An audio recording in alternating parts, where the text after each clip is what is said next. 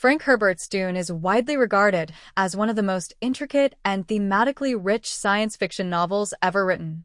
Its influence spans decades, its characters are unforgettable, and its political and philosophical ideas remain just as relevant today as they were in 1965. With the success of Denis Villeneuve's Dune and Dune, Part 2, interest in the franchise has skyrocketed, bringing the world of Arrakis and the fate of House Atreides to a new generation of audiences. However, as with any adaptation, decisions had to be made, and in the process, some critical components of Herbert's universe were left out.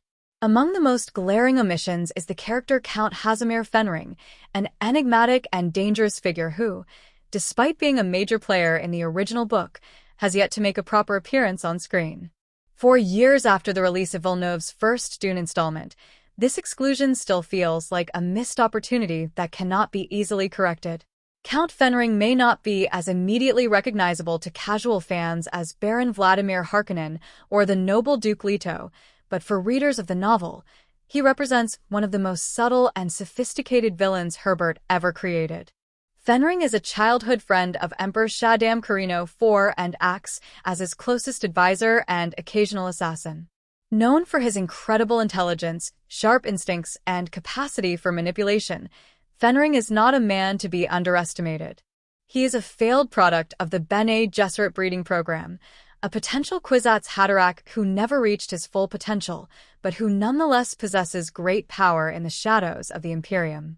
His unique ability to conceal his intentions from even the most prescient minds made him a nearly invisible threat, a trait that adds a deep layer of tension to the first novel. In Herbert's Dune, Fenring is more than just a political tool of the Emperor. He is also one of the key architects behind the betrayal of House Atreides. He serves as the interim governor of Arrakis, helping to orchestrate the transition between Harkonnen and Atreides control, and quietly ensures that the Atreides family walks into a trap. His role in these events is indirect but pivotal, working in ways that are unseen but undeniably influential.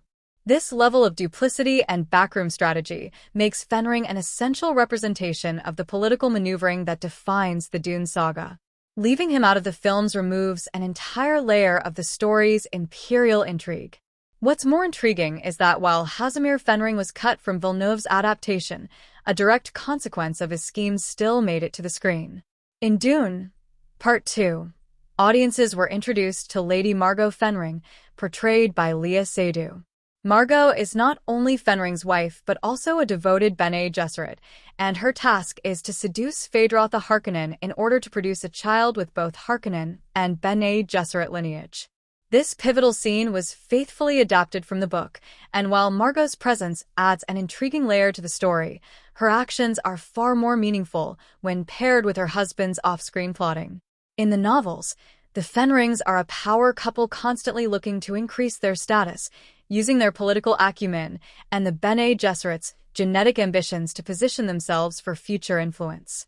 The irony is that Casimir Fenring does not appear in Herbert's later novels. After the events of Dune, he vanishes from the main chronology. This creates a limited window for any filmmaker hoping to include him in the overarching narrative. Villeneuve has already confirmed that his planned third installment will adapt Dune Messiah, which skips ahead 12 years in the story. That time jump effectively cuts out the only period in which Fenring could have played a meaningful on-screen role. His moment has passed, and unless the director adds flashbacks or deviates significantly from the books, there's simply no natural way to reintroduce him. Further complicating the issue is the fact that Casimir Fenring did return in the extended Dune universe, written by Frank Herbert's son, Brian Herbert, in collaboration with Kevin J. Anderson. In Paul of Dune, which takes place between Dune and Dune Messiah, Fenring and his wife plot an assassination attempt against Paul Atreides. They raise a daughter named Marie, born from Margot and Phaedrath's union, who is trained as both a Bene Gesserit and a weapon, and who comes dangerously close to killing the Emperor. It's a storyline that could be thrilling on screen, but it originates outside of the original 6-book canon and may not align with Villeneuve's purist approach to the material. What makes Fenring's absence so frustrating is that he embodies the quiet, calculated political evil that Dune does so well. He isn't a tyrant or a brute, but rather a man who understands power deeply and uses it subtly. His presence would have enriched the film's depiction of the imperial court, giving audiences insight into the manipulations that shaped the downfall of House Atreides. Instead, that nuance is lost. Viewers see the Emperor, the Baron, and the Sardaukar, but they miss the whisper in the dark, the man who moves the pieces from behind the curtain. Even if Fenring never appears in Villeneuve's final installment, his legacy is still felt through Lady Margot and the child she is implied to carry. That child, in the extended universe, becomes a symbol of the Fenring's ambitions and a direct threat to Paul's rule. It's possible that Villeneuve included Margot specifically to hint at this, and while he may never fully explore that thread, it remains a subtle nod to the complexity of Herbert's world. In the end, Casimir Fenring remains one of the greatest characters Dune fans know that movie audiences don't. His absence is not a glaring flaw in Villeneuve's otherwise masterful adaptation, but it is a reminder of the sacrifices that come with adaptation.